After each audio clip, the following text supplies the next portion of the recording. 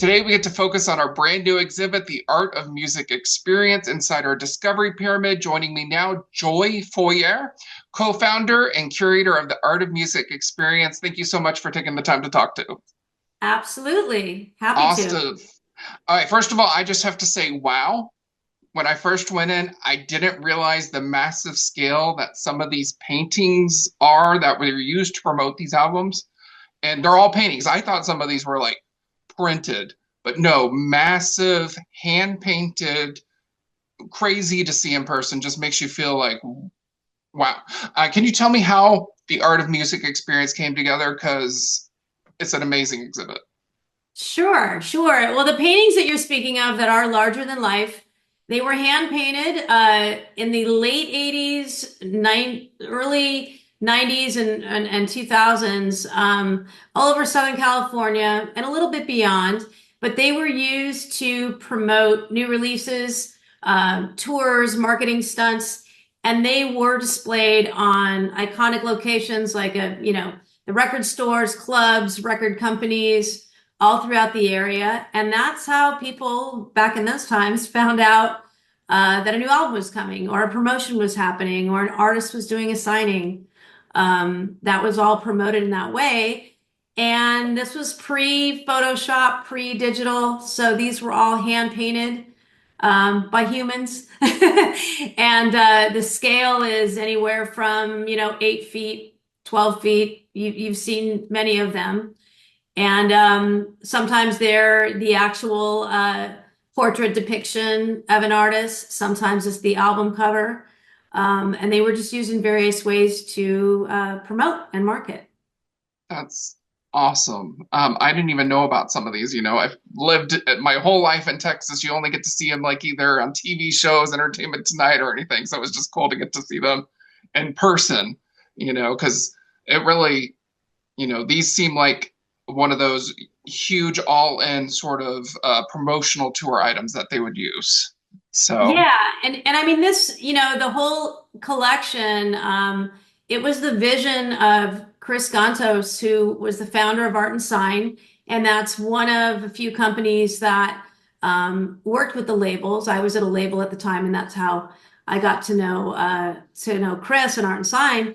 And he had the vision to not just let these kind of fall into the, cracks of time.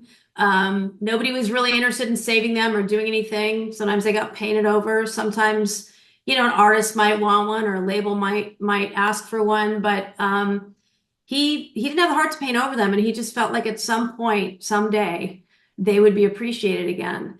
And he and I remained very good friends through the years, and I went into public art and art curation, and then we kind of connected, and he said, what can we do with this? And we came up with the idea to use the collection as a framework for the conversation and a deeper dive about album cover imagery and the people who created it, who are often really not recognized, the imagery is such a huge gateway, and for me, it's as important as the music experience. It's like they go, it's a Venn.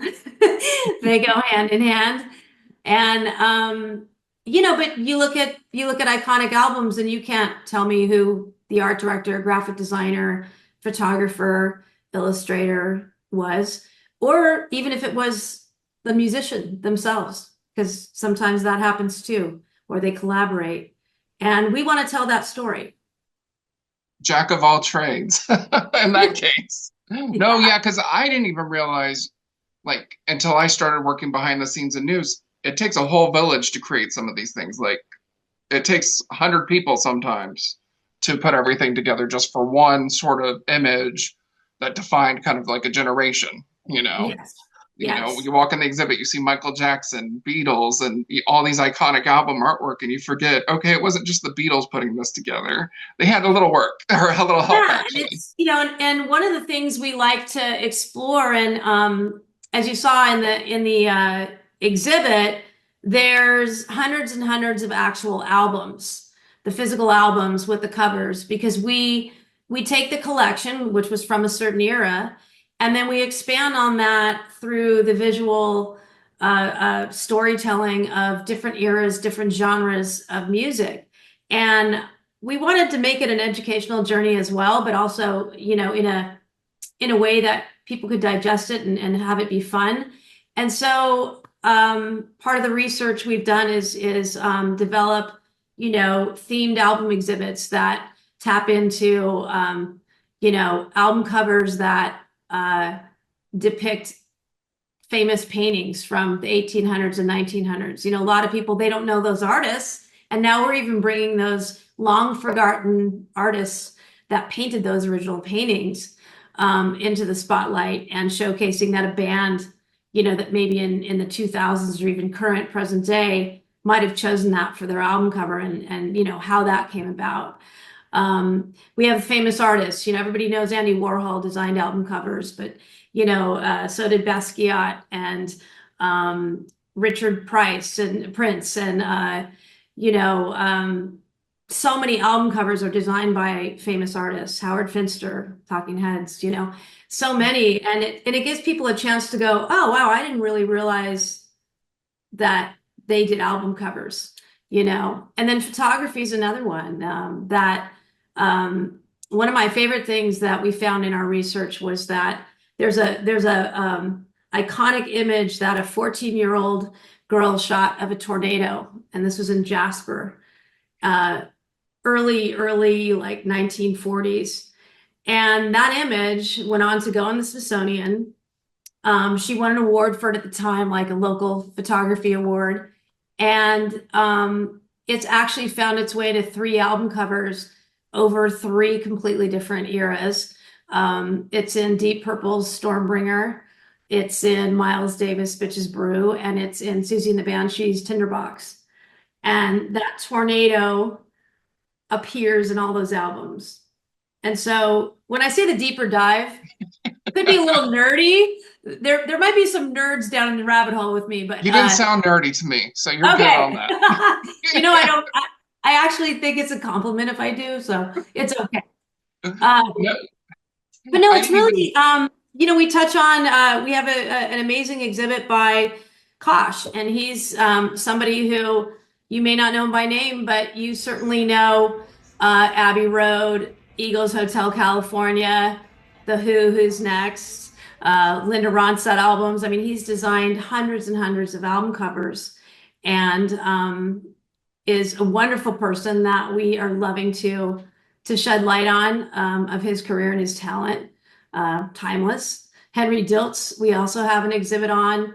Again, iconic photographer that was in Laurel Canyon during the days of James Taylor and Joni Mitchell and the Doors and, Eagles also, and just captured some of the imagery that we all have in our minds and ingrained in our retinas. Yeah. And they're all because of these people that have had the vision to do that and been a part of design. All right, my last question, you said, you designed it Moody Gardens in mind and all of that stuff. What did you draw from to represent our area, Galveston, Moody Gardens, and all that? So some of the baseline that we draw from is every show we want to have a mix of, iconic, recognizable artists from our collection that across the board everybody recognizes. Then we also want to tap into if within our collection we have artwork from artists from the region. We want to definitely include that. So like in the case of Galveston, we've got Eric Johnson, Lyle Lovett. We put in some paintings that connected to La Mafia. We have also like a lot of them that are from that area. And so it's kind of fun for me to sit there and go, oh, wow, this is great because that definitely has to be in this show. And then we also curate, as a themed album area that highlights artists that are from the state and the area. And then in the fun moment of Galveston, we got a chance to kind of pull out 3 that had a really special particular attachment to Galveston, and that being Barry White, who's born in Galveston, Glenn Campbell, whose song and album, Galveston, is the title, and the image was shot right there looking into the Gulf of Mexico. And then thirdly, ZZ Top, which is a Texas band and much beloved. They have a song about the Balinese Ballroom that is on Fandango. So we highlighted those three albums because there's a special story that really, you know, touches home ground right there. That's a really important thing that I always want to do is make it appealing on the broad stroke to a lot of genres and a lot of people's interests, but also bring it home Yeah. and really connect with where we are. What I just have to say, the exhibit really is an awesome experience to go in. Just getting to look at the artwork and realizing all of them are hand painted, and then you sharing the stories from behind the scenes, how Frank Sinatra didn't always talk to everybody or look at everybody in the eyes, but the one photographer he worked with on that one album, he would. Mhm. It's and then some many photographers, Madonna shot Madonna, and then also worked with Princess Diana. It's just interesting to see all the different inspirations and read about their experiences. So I just want to say it's an awesome exhibit, and thank you so much for taking the time to talk with me about it. I love it. Anything we can do to help promote, we're so grateful for the opportunity to showcase our collection with you guys, and Moody Gardens is just an incredible entity in and of itself and an experience. So we're happy to be a part of it. Hopefully, you got to explore a little bit while you were here. So, Yeah, I'm going to come back for more exploration time. and remember, everybody watching, you can catch the new exhibit, Art of Music Experience, right here at Moody Gardens, the second floor of our Discovery Pyramid through January of 2026. Thank you so much, Joy. Thanks so much. Have a Good great one. day. Bye.